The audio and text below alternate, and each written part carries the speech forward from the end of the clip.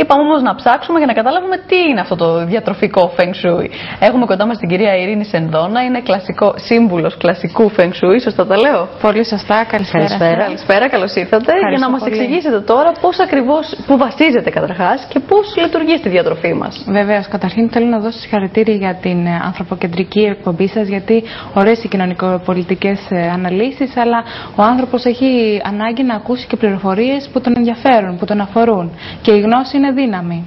Και ειδικά κάτι καινούριο, ευχαριστούμε πολύ, κάτι καινούριο σαν και αυτό με το οποίο θα ασχοληθούμε σήμερα, το οποίο ακούγεται πάντως πολύ περίεργο. Έχετε δει πόσο οι εκπομπές της Όπρα έχουν πολύ μεγάλη απήχηση στο κοινό? Γιατί εισάγει συνέχεια νέες πληροφορίες. Ναι, είναι κάτι τελείως διαφορετικό βέβαια από αυτό που κάνουμε εμείς εδώ. Ναι, βεβαίως, αλλά η πληροφορία είναι πληροφορία. Για να επανέλθουμε λοιπόν στο θέμα. Τι είναι λοιπόν το Feng Shui της διατροφής? Να διευκρινίσω ότι είμαι σύμβουλος χώρου, οικοδύναμης. Βεβαίως το Feng Shui έχει να κάνει και με τη διατροφή, γιατί η θεωρία του Ταό λέει ότι η τροφή είναι το κλειδί για μια πολύ καλή υγεία και μια πολύ καλή ζωή. Τροφή λοιπόν μπορεί να είναι είτε φάρμακο είτε δηλητήριο. Ακριβώς, πολύ σωστά το είπατε, πολύ σωστά. Γι' αυτό είναι πάρα πολύ σημαντικό να γνωρίζουμε, γιατί όταν γνωρίζουμε μόνο μπορούμε να κάνουμε τις σωστές επιλογές στη διατροφή μας. Και πρέπει να αποκλείουμε κάποιες τροφές ή να τις συνδυάζουμε σωστά, να μην αποκλείουμε? Κοιτάξτε να δείτε, η φιλοσοφία πάλι λέει ότι όπως έρχεται η ενέργεια από το σύμπαν και τον ήλιο και διαχέεται στα φυτά, που από εκεί τρέφεται και ο άνθρωπος και τα ζώα, από εκεί έρχεται και στον οργανισμό μας. Αυτή η τροφή, όταν είναι φυσική και δεν έχει επεξεργασίες και προσμίξεις, θεραπεύει τα όργανα μας κατά τη διάρκεια της νύχτας. Όταν το αίμα μας λοιπόν είναι αλκαλικό και όχι τοξικό, κάθε βράδυ που κοιμόμαστε γίνεται όλη αυτή η θεραπεία και η αυτοίαση του ανθρώπου. Άρα ακόμη πιο ειδικά το κλειδί βρίσκεται στη διατροφή μας και στο πώς αυτή επενεργεί στο αίμα. Βεβαίως, γιατί πάντα από τον εξώκοσμο πάμε στο μικρόκοσμο και το αντίθετο. Και όταν το αίμα μας καθαρίζει τα όργανά μας και είμαστε σε καλή υγεία, αμέσως έχουμε και ωραία διάθεση και είμαστε και χαρούμενοι και μπορούμε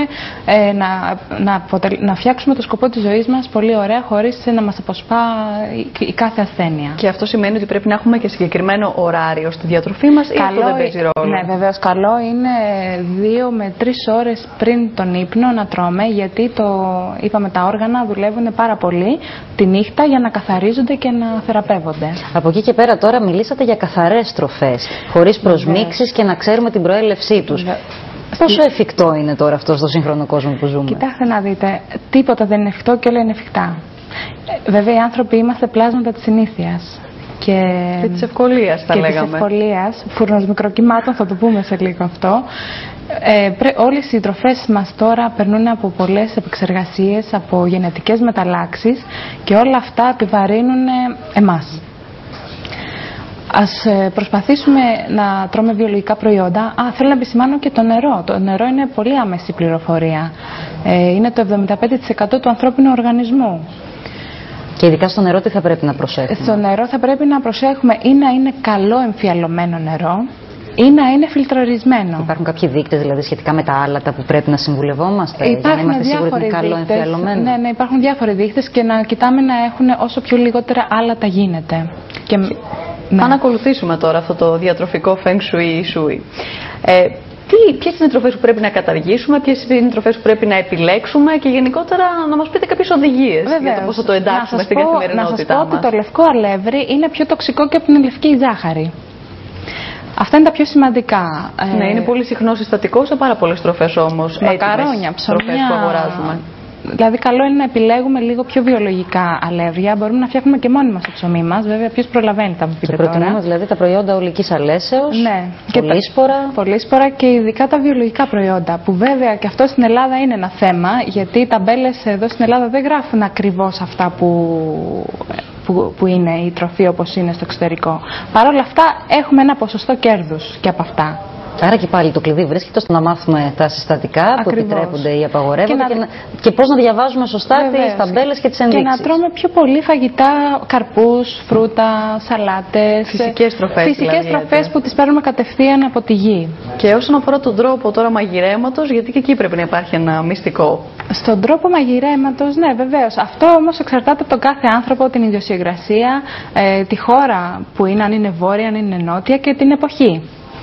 Άρα και τα λιπαρά και το τηγάνι, για παράδειγμα. Βεβαίως, δηλαδή δεν μπορεί να φάει ένας άνθρωπος που μένει στο νότο πολύ βαριά φαγητά, γιατί είναι πολύ, θα είναι δυσάρεστο. Είναι το περιβάλλον. Ναι, όπως και τώρα που είναι καλοκαίρι, οι υγιείς τροφές είναι πιο καλές για τον άνθρωπο. Δροσίζουνε. Για να δούμε αυτό που λέγατε και το φούρνο μικροκυμάτων, τον οποίο χρησιμοποιούμε όλοι καθημερινά, αλλά από ό,τι φαίνεται αυτός ο τρόπος ψησίματος ή όταν ξαναζεσταίνουμε το φαγητό δεν είναι και τόσο καλός για τον οργανισμό. Βεβαίως, και να σας εξηγήσω το λόγο είναι ότι το ανθρώπινο DNA αναγνωρίζει την τροφή όταν αυτή παίρνει τη θερμοκρασία της από έξω προς τα μέσα, όπως κάνει και ο ήλιος που οριμάζει τα φρούτα.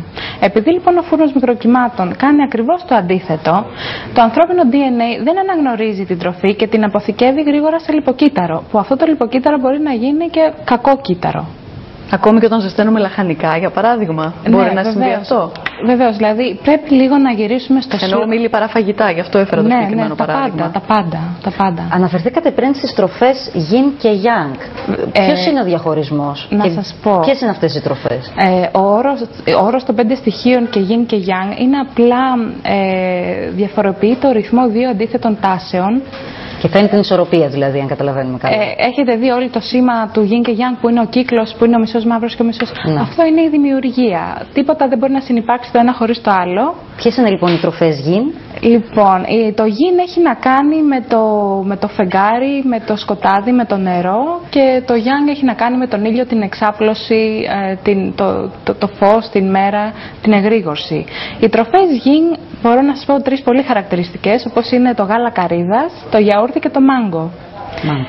Είναι όλες φυσικά οι σαλάτες και φρούτα επί της ουσίας.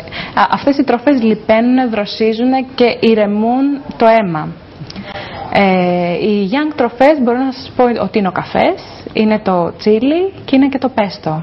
Μάλιστα, τα καφερά λοιπόν. Ναι, άρα βεβαίως, να προτιμάμε τις τροφές Yin και όχι τις τροφές Yang. Κοιτάξτε να δείτε, τίποτα δεν μπορεί να υπάρξει το ένα χωρίς το άλλο. Γι' αυτό απλά λέμε περισσότερο Yin το καλοκαίρι. Λοιπόν, ναι, όταν δεν έχουμε σκοπό να θεραπεύσουμε επίσης ένα όργανο. Θέλω να πω ότι η θεωρία των 5 στοιχείων συσχετίζεται με κάθε ένα από τα όργανά μας. Άρα δεν είναι μόνο διατροφή, μπορεί να είναι και κάποια θεραπεία ίσως. Βεβαίως, η διατροφή μπορεί να είναι η θεραπεία μας. Κοιτάξτε να δείτε, τα φάρμακα τώρα τελευταία έχουμε δει όλοι ότι δεν θεραπεύουν κανένα πρόβλημα, απλά κουκουλώνουν τα συμπτώματα. Να αντιμετωπίζουν συμπτώματα. Και εδώ είναι που η ιατρική πρέπει να γίνει και λίγο πιο καλή να γίνει η ιατρική. Δηλαδή ο κάθε άνθρωπος είναι διαφορετικός. Δεν μπορεί ο κάθε ένας γιατρός ή διαιτολόγος να δίνει φασόν μια δίαιτα που υπάρχει στο κομπιούτερ του μόνο και μόνο επειδή δεν μπορεί να σκεφτεί να την αλλάξει.